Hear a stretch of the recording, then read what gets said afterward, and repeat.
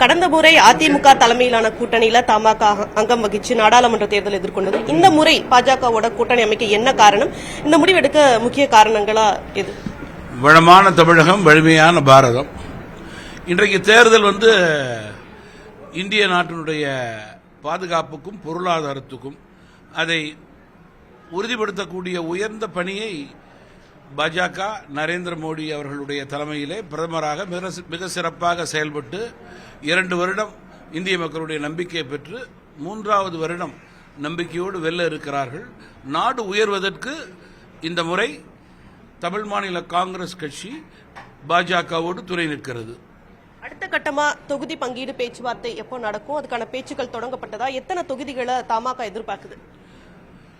இன்றைக்கு தான் கூட்டணிக்கு அச்சாரம் போட்டிருக்கோம்.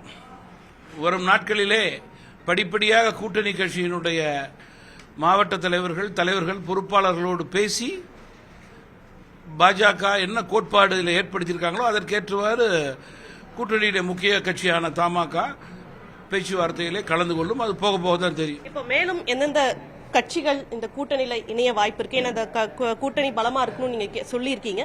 எந்தெந்த கட்சிகள் இணையறதுக்கான வாய்ப்பு இருக்குன்னு நினைக்கிறீங்க?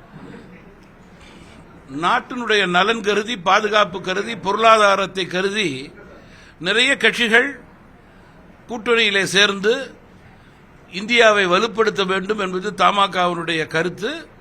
பாஜகவினுடைய தலைவர் உங்களுக்கெல்லாம் நல்ல செய்தியை கூறியிருக்கிறார். பொறுத்திருந்து பார்ப்போம். மத்திய அமைச்சரவையில நீங்கள் இடம்பெறுவதற்கு வாய்ப்பு இருக்கா? நீங்க ஒரு உன்னதமான, ஒரு நேர்மையான, வித்தியாசமான தலைவர்னு அண்ணாமலை கூறியிருந்தார். இத்தகைய நிலையில பாஜகவுக்கும் மோடிக்கும் உங்களுக்கு ஒரு நல்ல ஒரு உறவு இருக்கிறதாகவும் நீங்களும் குறிப்பிட்டீங்க, அண்ணாமலையும் குறிப்பிட்டாரு. இந்த அடிப்படையில மத்திய அமைச்சரவையில நீங்க அங்கம் வைக்கிறதுக்கான வாய்ப்பு இருக்கா?